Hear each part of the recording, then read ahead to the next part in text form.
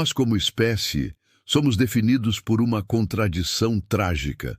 Somos capazes de decifrar o genoma, de perscrutar a infância do universo e de compor sinfonias que arrancam lágrimas da alma. E, no entanto, a mesma espécie que alcançou essas proezas de razão e criatividade continua, em sua maioria, acorrentada a crenças da Idade do Bronze, a mitos de serpentes falantes, virgens grávidas e zumbis ressuscitados. Como pode essa dualidade existir? Como pode a mente que inventou o método científico ser a mesma mente que se ajoelha diante de relíquias e reza para o vazio? A resposta é desconfortável, mas necessária. A religião não é uma simples escolha de opinião, como preferir um time de futebol ou um gênero musical. A religião é a exploração sistemática de uma vulnerabilidade cognitiva inata ao cérebro humano.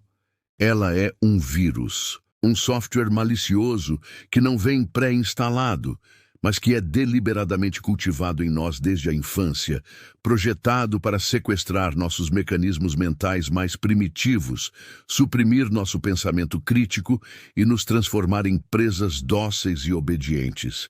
Hoje vamos tratar a religião não como uma doutrina sagrada, mas como uma falha de segurança no sistema operacional humano.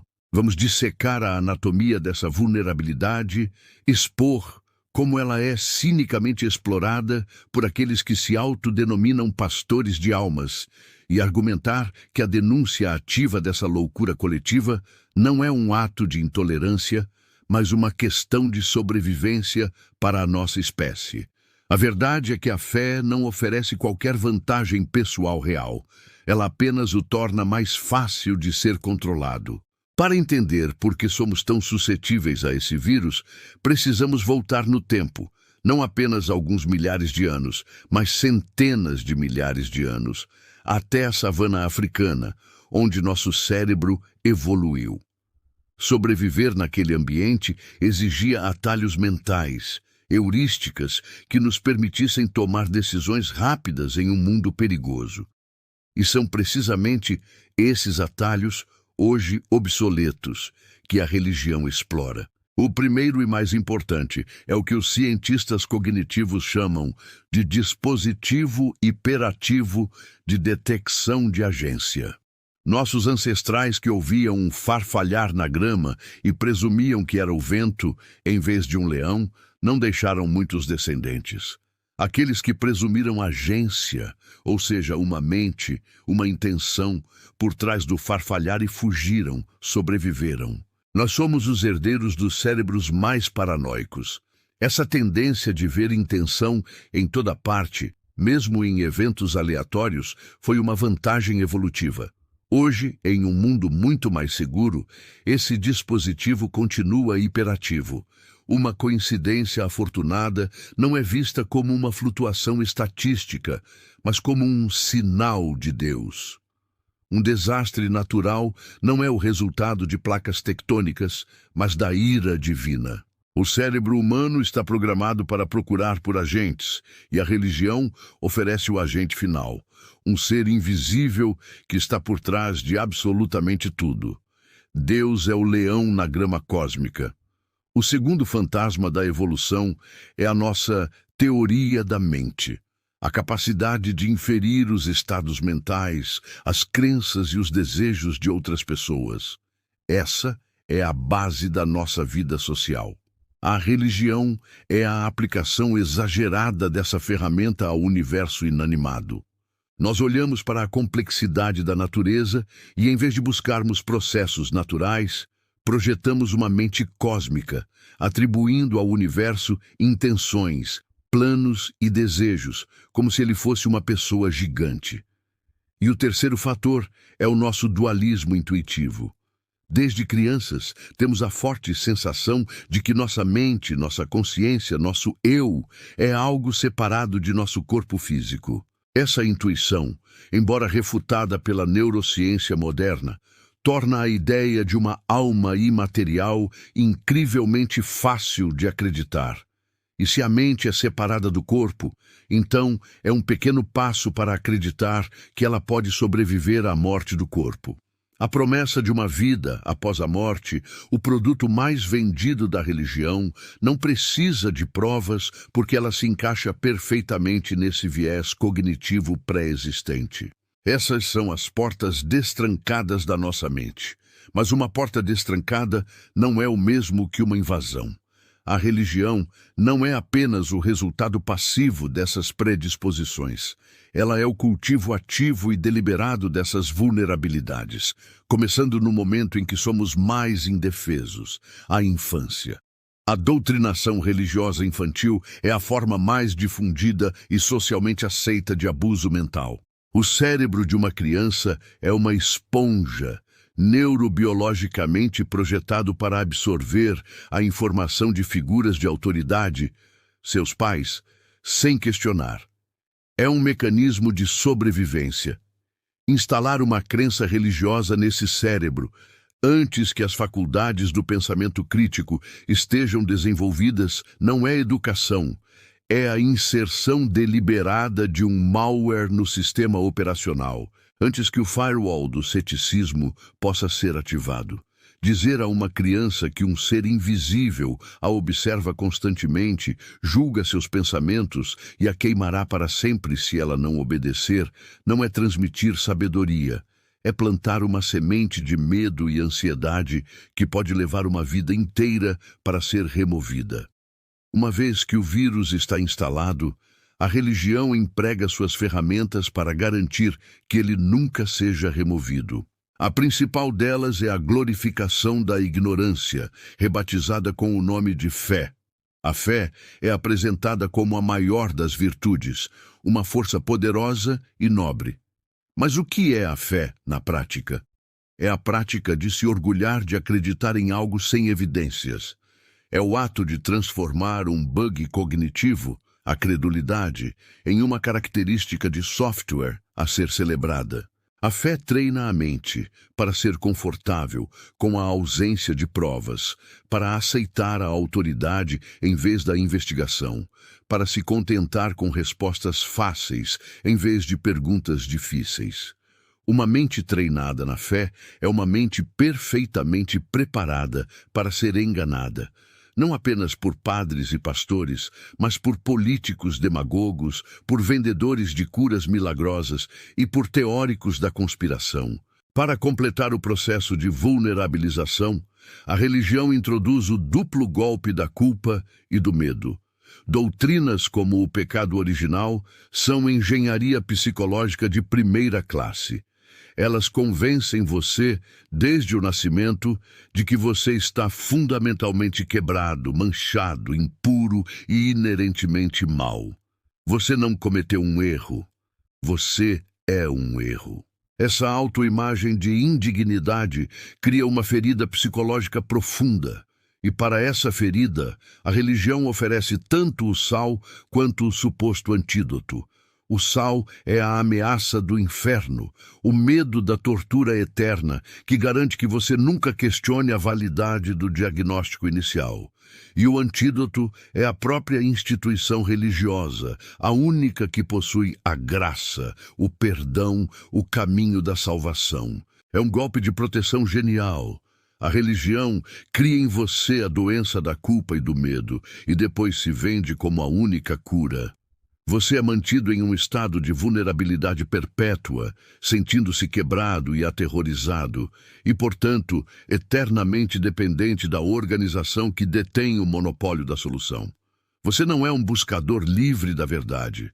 Você é um refém com síndrome de Estocolmo, grato ao seu captor por lhe oferecer migalhas de consolo.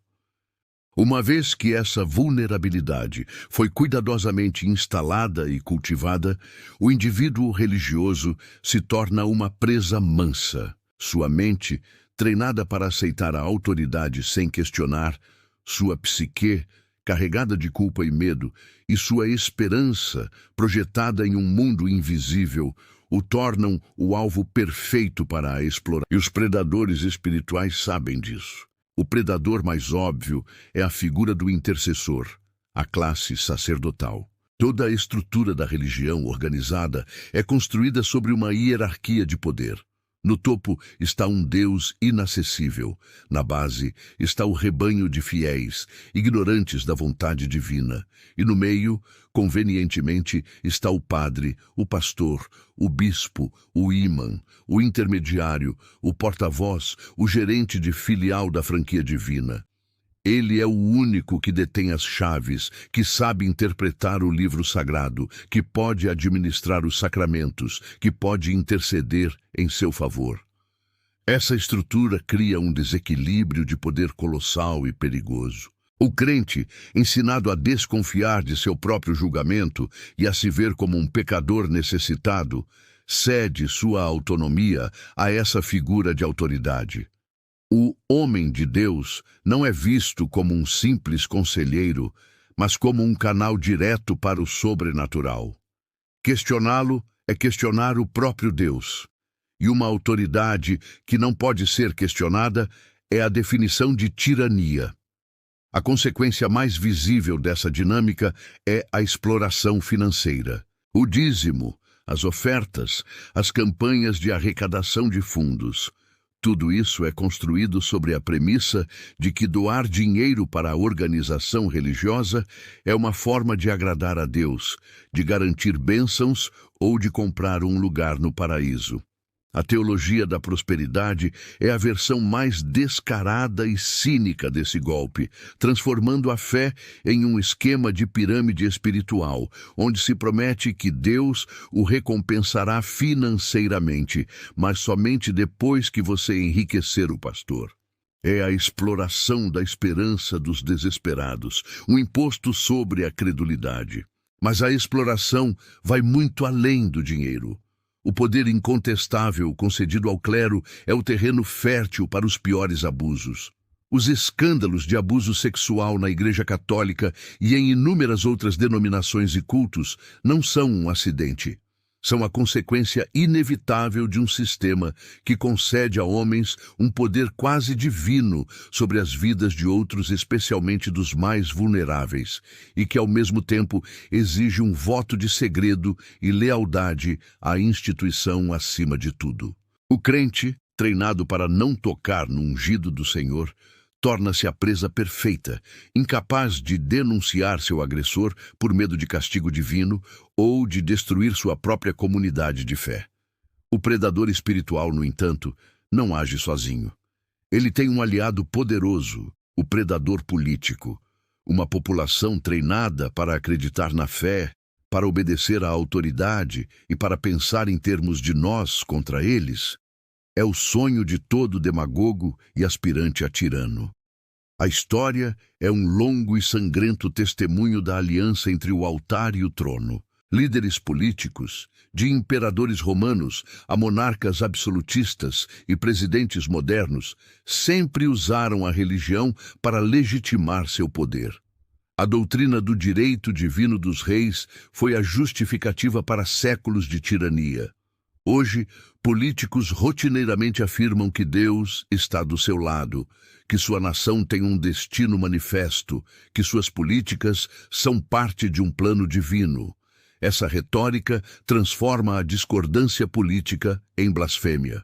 Ela eleva uma agenda partidária ao status de uma guerra santa, tornando o compromisso impossível e demonizando a oposição como uma força do mal. A vulnerabilidade religiosa é a ferramenta perfeita para a mobilização em massa. Ao atiçar os medos tribais do rebanho, medo dos infiéis, dos secularistas, dos estrangeiros, de uma suposta decadência moral, o líder político se posiciona como o salvador, o defensor da fé e da nação.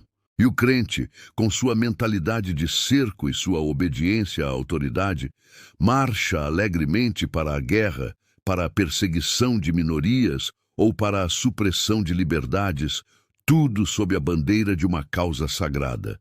Neste ponto, precisamos nos perguntar: quais são as supostas vantagens pessoais da religião que justificariam a aceitação dessa vulnerabilidade? A verdade é que essas vantagens, quando examinadas, se revelam ilusórias ou alcançáveis por meios muito melhores. A religião oferece moralidade. Como vimos em outros vídeos, o que ela oferece é um código de obediência a regras arcaicas, muitas das quais são flagrantemente imorais. A verdadeira moralidade, baseada na empatia e na razão, não precisa de Deus. Na verdade, ela é frequentemente obstruída por ele. A religião oferece conforto? O que ela oferece é o conforto de uma droga, uma negação da realidade que o impede de lidar honestamente com a vida e com a morte. E esse conforto vem com um preço terrível: a ansiedade do inferno, a culpa do pecado e o medo constante de um Deus que o julga. Para cada momento de paz que a religião oferece, ela cria 10 momentos de angústia. A religião oferece comunidade? Sim. Mas essa comunidade é, por definição, exclusiva e condicional. Sua aceitação depende de sua conformidade com o dogma. Pare de acreditar e você será ostracizado. A comunidade secular, baseada em interesses e valores compartilhados, seja na ciência, na arte, no esporte ou no serviço social, é muito mais autêntica e inclusiva. A religião oferece propósito? Ela oferece um propósito pré-fabricado e infantil: servir a um mestre invisível para ganhar uma recompensa após a morte. O propósito humanista, criado por nós mesmos a partir do nosso trabalho, dos nossos relacionamentos e da nossa contribuição para o bem-estar da humanidade, é infinitamente mais robusto e significativo. Não há, portanto, nenhuma vantagem real na fé que não possa ser encontrada, de forma superior e mais honesta, através de meios seculares. A religião não é uma adição à experiência humana, é uma subtração. Ela subtrai sua autonomia, sua razão, seu tempo, seus recursos e, em última análise, sua conexão com a única realidade que existe. E é por isso que devemos denunciá-la. Em um passado ignorante, as fantasias religiosas eram talvez uma ferramenta de coesão social, um mal menor. Mas no século XXI, a humanidade adquiriu um poder tecnológico quase divino. Temos armas nucleares capazes de esterilizar o planeta. Temos a capacidade de alterar o clima global. Temos o poder de criar pandemias em laboratórios.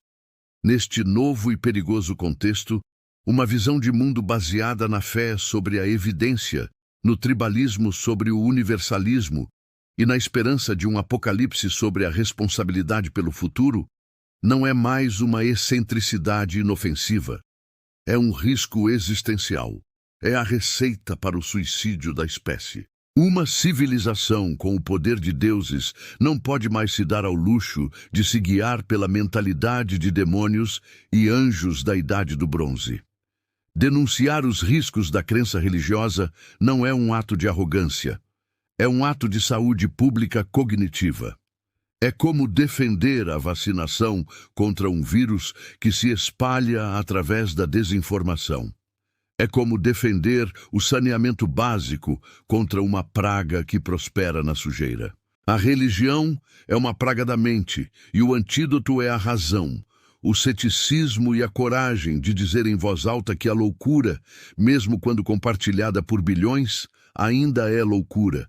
A tarefa diante de nós é monumental: ajudar nossa espécie a amadurecer.